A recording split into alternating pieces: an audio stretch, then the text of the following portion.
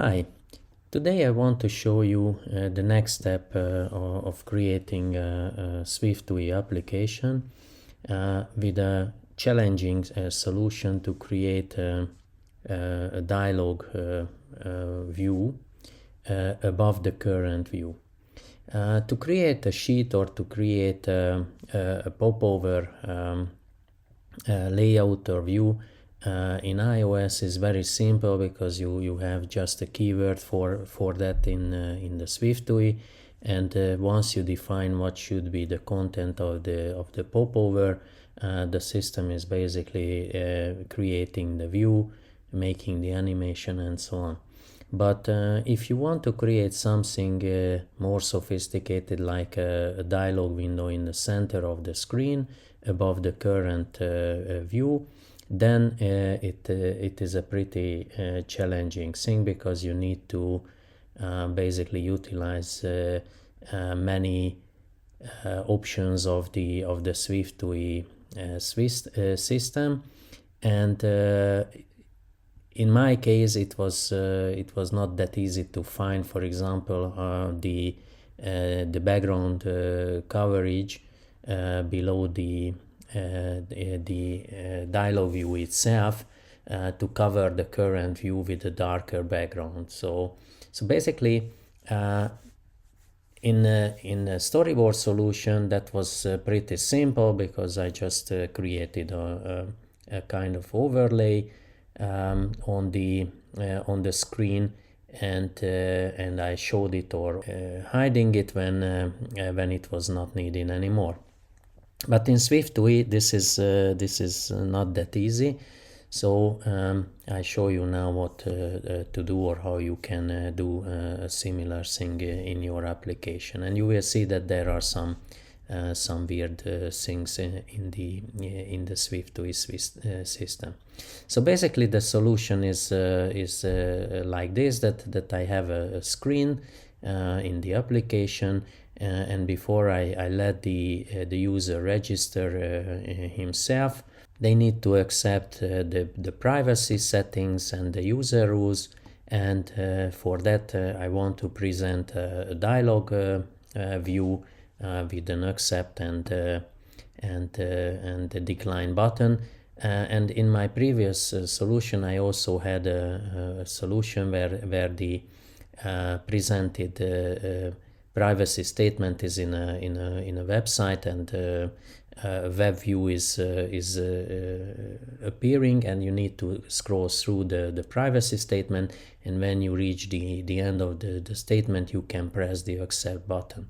So basically this is a kind of safeguarding that the user is not just popping it up and accepting without going through. At least they have to go through the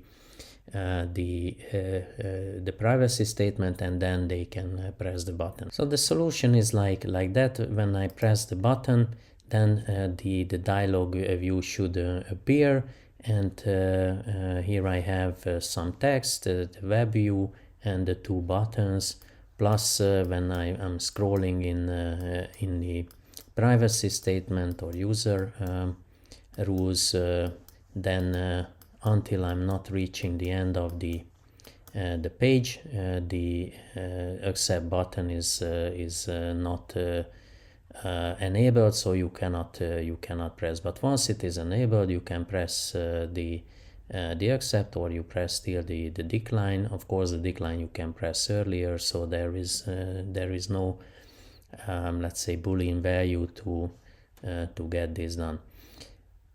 But as I said, the main thing here is that I want to present this view here, where I define the size of this view to be 80% of the screen size, and placed in the center of the screen.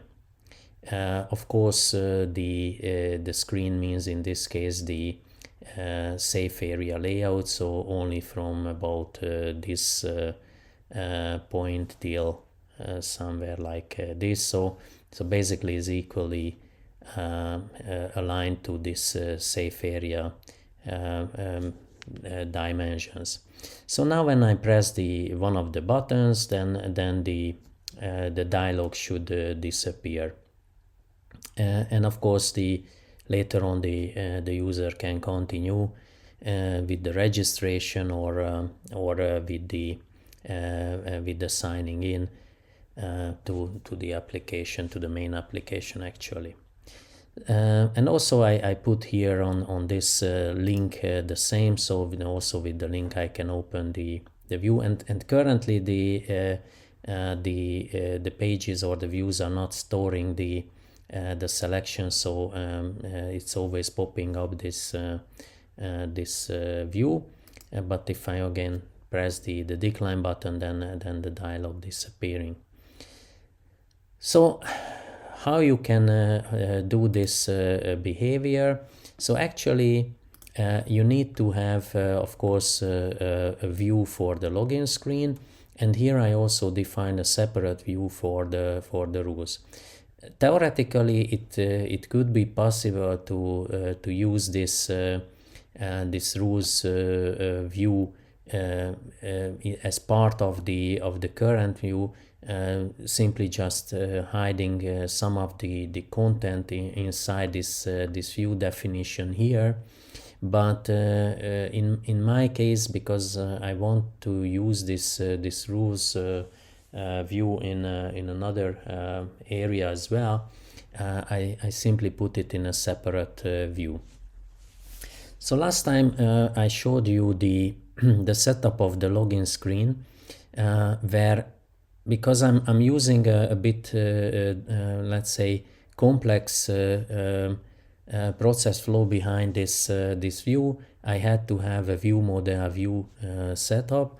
So basically not just the view structure itself is defined here under the login screen view, but also I have this view model here, which is basically doing the background job of checking the user login name and if the device itself is already registered and approved for accessing the site. But for this I needed this kind of view model view solution. So what is different compared to the previous solution is that I had to use or had to create a position here where the dialog itself is called and popping up. For this, again, in the system I had to define a state variable with the name of show rules dialog, and basically when I'm setting this show rules dialog to true, then the dialog is appearing. So this is basically using the behavior of the SwiftUI solutions. So basically this makes all the automations to pop up or hide a view or changing the state of the current view displayed. So and this show rules dialog boolean variable is also triggering some other actions, and I will explain later on what. But let's see what we need to do with this. So to use this dialog option, and also to get it let's say used from the view model itself, and also to be able to hide it from the rules view, so from the dialog view itself, I had to link this triggering variables not just inside the view but also outside from the view model. So here I defined also another variable, which is the show rules boolean value, and actually this value will only trigger here the changing of the view value itself, or your view state value itself. And why it is needed? Because I had to do this show rows boolean value changed here. I will find it where it is exactly.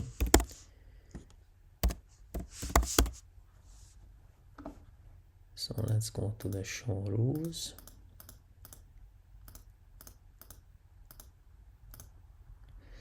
So basically here where the application is checking the actual status of the user existence in the accepted user list on the web server, and reported back to the application that this user is not registered, or the user did not accept the rules previously, which is theoretically cannot happen, but if the user is changing later on its preference regarding the user acceptance, then this is also recorded on the website. So when the web server is basically checking this, and when I'm using the submit button, for example, the submit button itself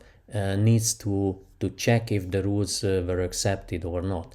So then it comes to this point in the application, and once I'm changing the show rules to true, then this is automatically triggering the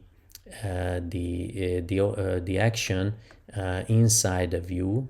And now I go back to the view.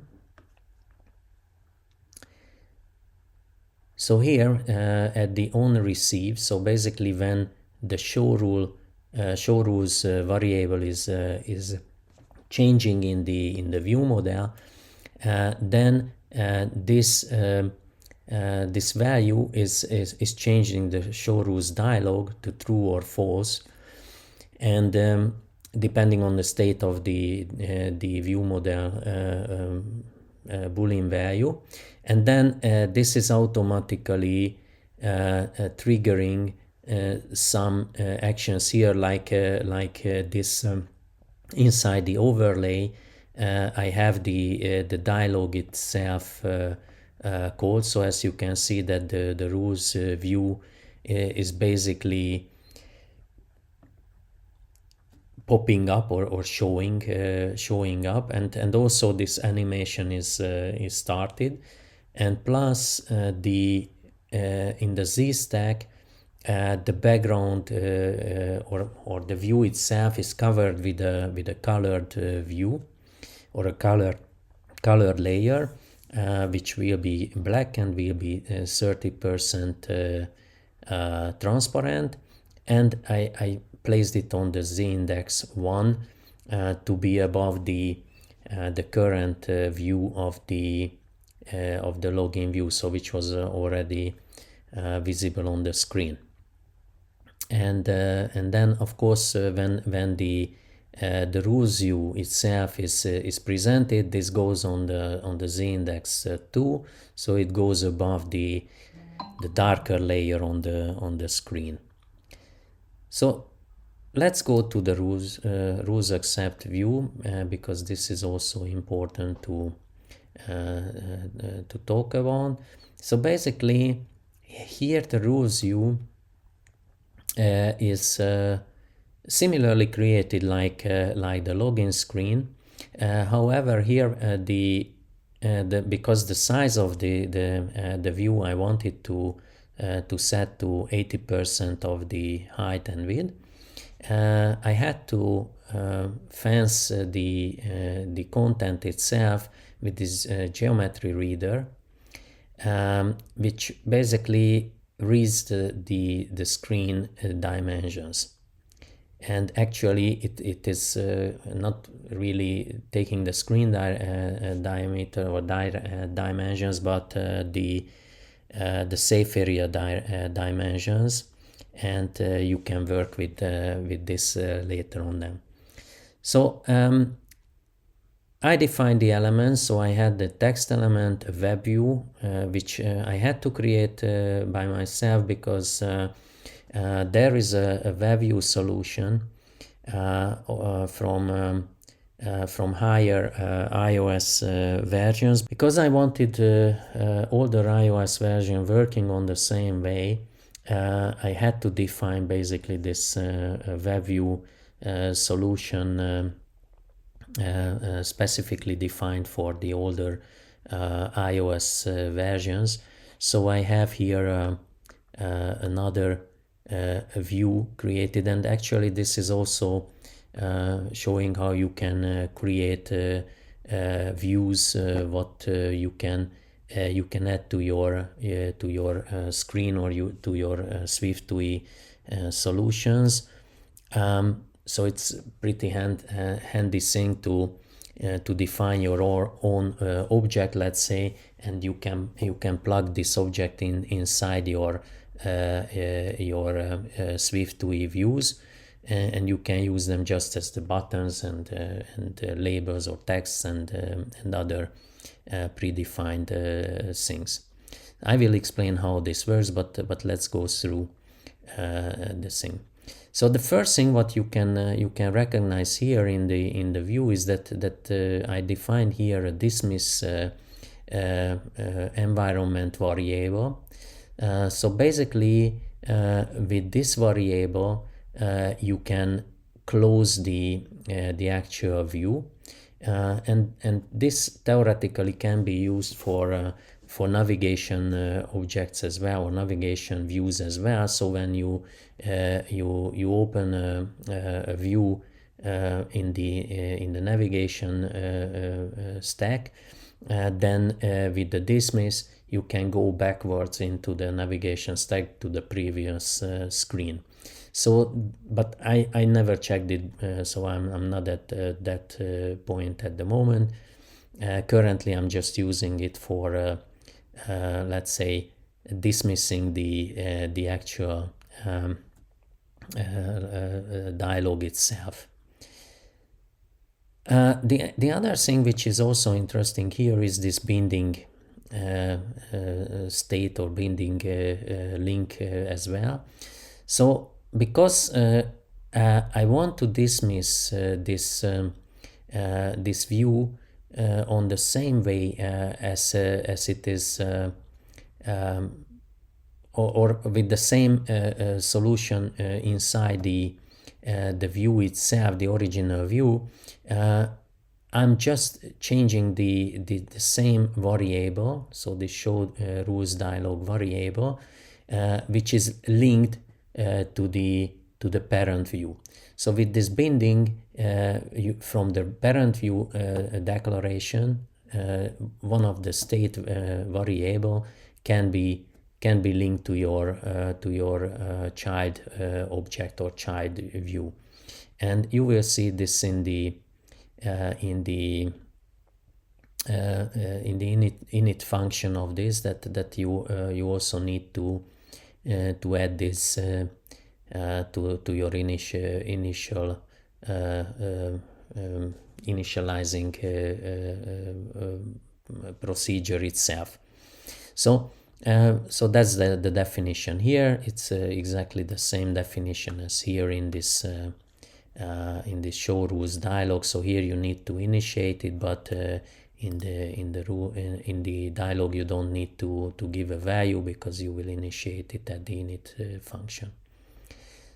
So then I just have some state objects here and state values here. So again, the view model is defined for this one, and also a boolean value for the acceptance of the value itself. I mean that the accept button is enabled or disabled. So then the init function, as you can see, the showrules dialog itself had to be initialized with this binding bool variable type, let's say, and once you add it, then inside the init function you need to initialize the value itself in this view model. And this is a bit weird because you need to use this underscore here to initialize the binding value or binding variable in the view here. Now actually the layout is pretty much the normal way, and here I should talk about the web view solution, because as you can see that I have this element here, my web view, where I'm defining the location of the privacy statement file on the web.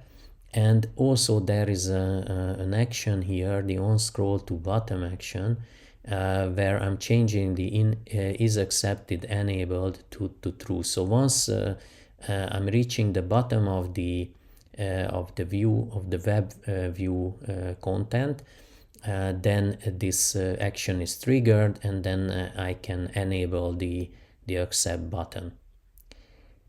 And here you can see that when the accept button is enabled, then of course it becomes fully visible, let's say. So there is no opacity settings below 1, and also it should be enabled by the system itself. So let's go to the my web view. So here the my web view is a view structure with a UI view representable type, let's say, and here the definition is very simple. So a coordinator object is added to the view itself, and when the UI view is created, then it will give back this VK web view type, linked by the coordinator itself, and loading the view into the web view, or loading the page into the web view, and then it will return the web view and the content of the web view itself. So when the scroll so the web view scroll view is scrolled itself, then the coordinator will be called, and here you can see that the coordinator class is created from a basic NS object, and also using the UI scroll view delegate. So basically it is just implementing the original scroll view delegate functions, and also define the on scroll to bottom function as a property, and once the scrolling is done, and it is reaching the bottom of the scroll view content, then it is basically setting the EZ button to true, and also triggering the on scroll to bottom function. So with this, the web view itself can be implemented in the SwiftUI view, and the action at the end of the scrolling is calling the this on scroll to bottom action to be carried out. Okay, so basically this one is actually just doing a few things here. So if you press the buttons, of course you have the view model cancel button press or accept button press triggered. So if I go down here, it's simply just using the close function itself, and the close function is not doing anything else, just changing the should dismiss variable, bool variable to from false to true. So basically this is triggering the closing, and of course here at the on change the should dismiss value is used, and basically here the should dismiss if true, so the dialog should disappear, and then with an animation the show rules dialog value, which is linked to the login screen state variable, change to false, and then it's triggering on the login screen side the closing of the dialog itself. So basically that's the workflow around the whole system. So on the login screen you have seen that the ZStack is taking care of all the let's say darkening the background behind the dialog, and the dialog itself is taking care of all the dismiss option or dismiss action from the dialog, and yeah, it's basically removing the dialog from the screen. So one more thing which I already mentioned that created or caused some headaches how to do that, because simply by just using this this frame for the view itself, where I'm reading the geometry of the actual safe area size, and sizing the dialog itself to 80% of the screen or of the safe area, and using this alignment to center, simply it did not create the effect what I wanted. So if I'm just doing this, that I'm let's say commenting out the next line, you will see the behavior of the application in this case.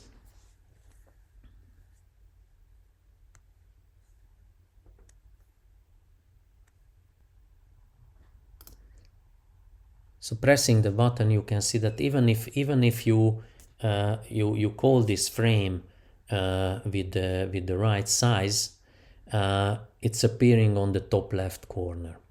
So this was a bit weird thing, because if I'm saying that the alignment should be on the center, then it doesn't do the job. So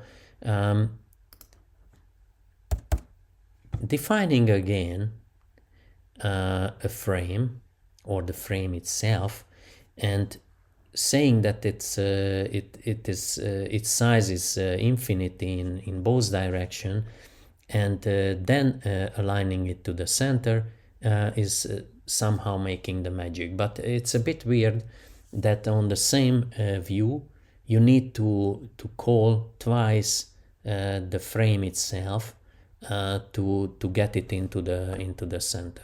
So now after commenting it back, so commented it taken out the comment itself, this is doing the job. So it's a bit weird, but as you can see that instead of making the page to the left side, to the top left side, it's actually creating it in the center. And honestly, I couldn't figure it out why this is like this, but it's like that. The other thing is what might be interesting, of course, is that if you want to have the background defined and also the corner radius around your dialog, you simply just have to define it here in this section, and then this will make the background of the view itself like this. If you might comment this out, then it has again a kind of weird let's say effect.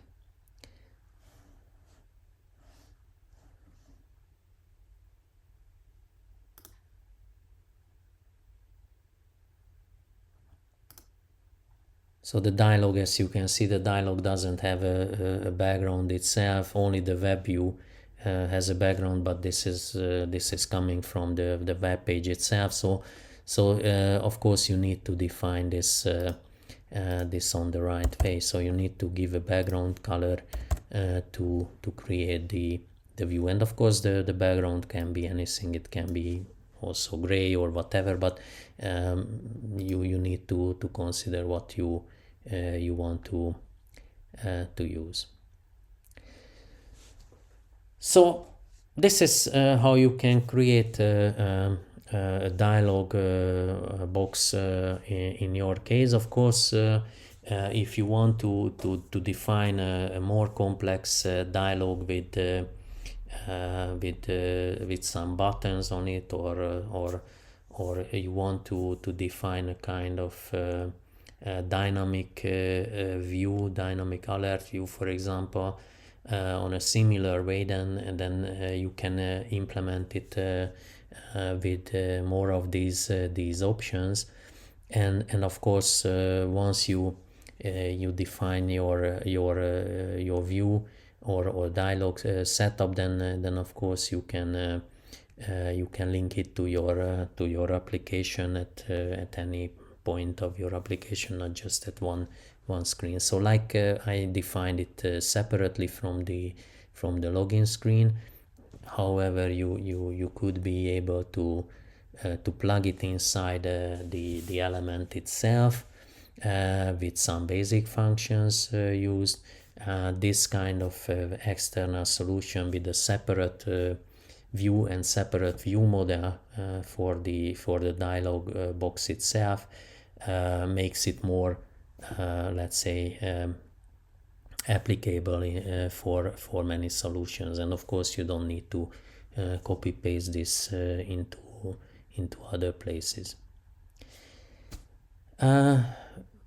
I hope you like this tutorial, and if so, then please don't forget to subscribe. With this, I wish you happy coding for today, and see you next time. Goodbye.